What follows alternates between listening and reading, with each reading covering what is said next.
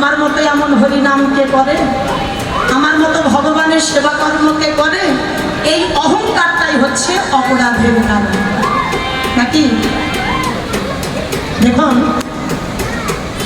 সনাতন গোস্বামী প্রভুপাদ যখন মহাপ্রভুর কাছে এই বৃন্দাবনের ভজন আদর্শ শিক্ষা নিতে গিয়েছিলেন, যদিও সনাতন প্রভুর নিকটে রঘুনাথ দাসের দীক্ষা, কিন্তু ভজন শিক্ষা নিয়েছিলেন রঘুনাথ মহাপ্রভুর কাছে, তাই না?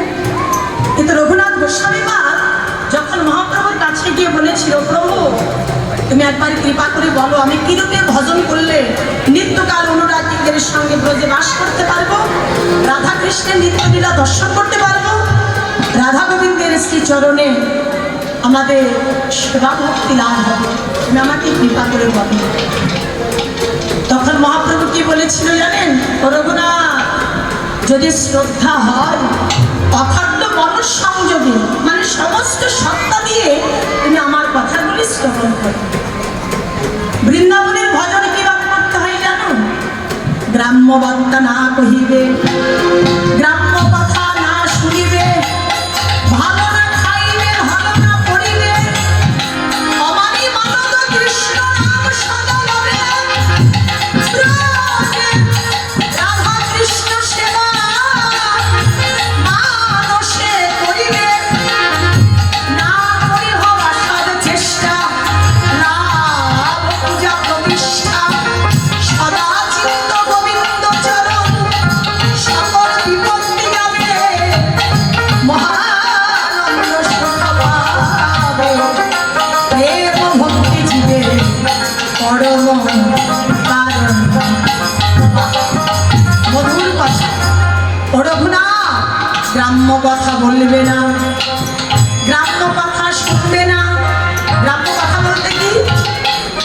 যে কথা বাজে কথা, আন কথা, অকথা, অসৎ কথা, যে কথাই তোমার কল্যাণ হবে না, পরিবারের হবে না, গ্রামবাসীর হবে না, বিশ্ববাসীর হবে না, সেই কথা বলতে যেও না, সেই কথা প্রভু শুনতে যেও না। নিরন্তর সেই কথাই মনে বলে যাও, সেই কথাই শুনে যাও, যে কথা তোমার তো হবে বিশ্ব জগৎ জীবের পরম কল্যাণ বয়ে আনবে। পরমুখী জীব, বিষয়মুখী জীব, কৃষ্ণ অন্তর্মুখী হইতে পারিবে। নিরন্তর তুমি সেই কথা বলো, সেই কথাই তুমি প্রাণ ভরে শ্রদ্ধা ভরে শুনে যাও, আর সেই কথাই হচ্ছে একমাত্র মধুর কৃষ্ণ কথা। কৃষ্ণ কথাই বলবে, কৃষ্ণ কথাই শুনবে, কিন্তু ভালো খাবে না, ভালো করবে না।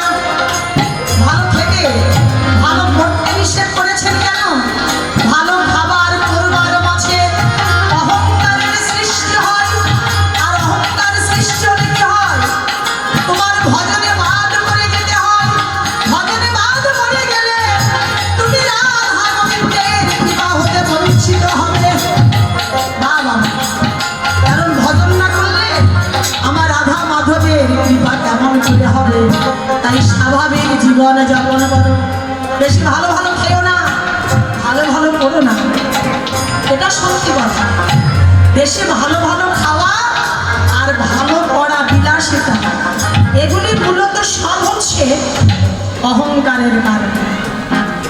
এটা নূতন করে বুঝিয়ে দেওয়ার অপেক্ষা নেই, একটু হলেও বুঝি। একটু ভালো যদি আমরা পোশাক ব্যবহার করি, একটু স্বর্ণ অলংকার গহনা বেশি ব্যবহার করি, আমার কত কিছু আছে, আর একজন যদি একটু না থাকে তাহলে দেখলে তো একেবারে আরো বেড়ে যায়। অতএব যেটা অহংকার সৃষ্টি করে সেটা আমাদের করা যাবে না। এই জন্য বললেন এটা রঘুনাথের একার জন্য না, আপনার আমার সবার জন্য। কারণ বৃন্দাবনের ভজনটা আমরা সবাই করতে চাই, রোজে বাস সবারই তো আশা।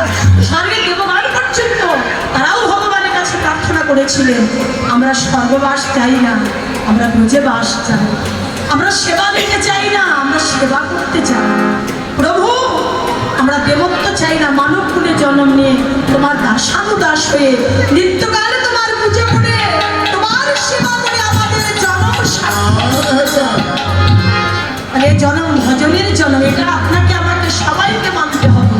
ওর গুণা ভালো খাবে না, ভালো পড়বে না, বলছে ভালো খাবে না, পড়বে না, তারপরে কি অভিমান শূন্য হয়ে কৃষ্ণ নাম গাবে। এই যে দেখুন যে কথা ইতোমধ্যে আমরা বলেছি যে আমাদের হরি নামে যদি অপরাধ হয় তাহলে আর কৃপা হবে না, নামের তাহলে অঙ্কুর হবে না। আর এই অপরাধী হচ্ছে অহংকারের। অহংকারে আমাদের যত অপরাধ হয়, এই যে আমরা যত মন্দ কাজ করি না, কাউকে যদি দুটো কথাও বলতে যান, অনেক সময় দেখবেন বাঁকা করে অনেককে কথা বলি, মনে কষ্ট দিয়ে কথা বলি। কেন বলা হয় জানেন? এটা অহংকারের বশেই বলা হয়। অহংকার না হলে একজনকে কষ্ট দিয়ে কখনো কেউ কথা বলতে আমরা পারি না। অহংকারী মানুষ তারা কাউকে ব্যথা দিয়ে কথা বলতে ভয় পায়। আমার কিসের অভাব আছে? বাড়ি গাড়ি রাজ ঐশ্বর্য অট্টলিকা রূপ যৌবন কিসের অভাব? যা কিছু করতে পারি, এটা অহংকারী হয়ে থাকে। আর এগুলি কোনোদিন কখনোই আমাদের করতে হয় না। হ্যাঁ, আমাদের প্রভু বন্ধু সুন্দরের বাণী, মহানামজির বাণী, অহংকার পতনের মূল। এই জীবনে যদি কেউ কৃষ্ণের কৃপা পেতে চাও, দীনতাই একমাত্র কৃষ্ণ কৃপা লাভের উপায়। যে যত দৈন্য হবে, যার স্বভাব যত নম্র হবে, যার মাঝে যত বিনয়ী স্বভাব হবে, আমার রাধা মাধবের কৃপা লাভে সে তত তাড়াতাড়ি ধন্য হতে পারবে। এই জন্য মা জীবনে অহংকার করতে যাবো কেন? আজকাল আপনি আমি যা পেয়েছি এটা মনে করতে হবে প্রভু ভালোবেসে দিয়েছে।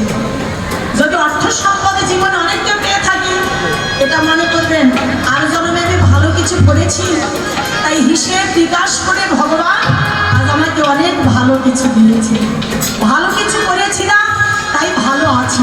ভালো নেই কেন? আর জন্মে ভালো ছিল না, তাই আজ আমি ভালো নেই। যার যার কর্মের ফল তাকেই ভোগ করতে হবে। অতএব জীবনে কেউ কোনো কিছু নিয়ে অহংকার করবেন না। যদি মহানামজিকে কেউ গুরুরূপে বরণ করে ভালোবেসে থাকেন, বন্ধু সুন্দরকে ভালোবেসে তার চরণে যদি কেউ আত্মনিবেদন করে থাকে, মনে মনে প্রতিজ্ঞা করে যাবেন আমরা জীবনে কোনো কিছু নিয়ে অহংকার করব। তাই গৌর হরিব, গৌর হরিব। তাই বলছি ওরগুনা অমানে মানত কৃষ্ণ নাম সদা লবে, ব্রজে রাধা কৃষ্ণ সেবা মানসে করিব। মানস শব্দের অর্থ মনে মনে। বৃন্দাবনের ব্রজজন কিরূপ ভজন করে সেবা কার্য করে ভগবানকে খুশি করে তারা পেয়েছে, সেই কথা তোমরা ওই ব্রজধাম থেকে যে যত দূরেই থাকো মনে মনে ভাবো আর ভগবানের কথা স্মরণ করে ভালোবেসে।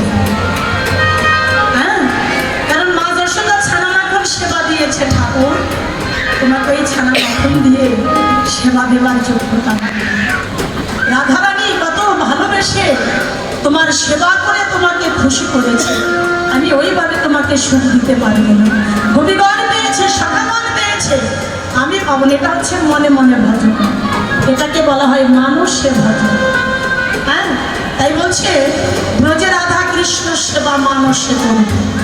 তারপর কি না করিহ অসৎ চেষ্টা, লাভ পূজা প্রতিষ্ঠা।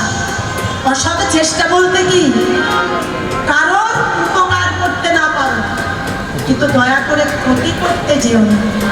এটা আপনার আমার বাবার ঠাকুর দাদার কথা না, এটা হচ্ছে ভগবানের কথা। সেটা মানব না নাকি? এটা আমি পুষ্করানি বলে গেলাম তা না, এটা আমার বাবার নয়, আমার ঠাকুর দাদার নয়, 14 পুরুষের। হ্যাঁ, 14 পুরুষের যিনি ঠাকুর, সেই ভগবান পরমেশ্বর চৈতন্য মহাপ্রভুর কথা। ওর হরি বল। হ্যাঁ, সেই প্রভু দয়াময় বলে গেলেন যে কারোর উপকার করতে না পারো করবো না, কিন্তু কারোর ক্ষতি করতে যেও না। কাউকে ভালোবাসতে না পারো কিন্তু হিংসা করো না। আপন করতে শত্রু ভেবো না, সবাইকে ভালোবেসে আপন ভেবে বুকে টেনে নিও। বিমল মহাজনের একটা গান শুনেছেন না, যারে দেখলে তোমার মনে পড়ে আনন্দ, বুকে জড়িয়ে ধরে ভাবিও সে আমার প্রাণ। পরশে পরসঙ্গ করিও গোবিন্দ সঙ্গ।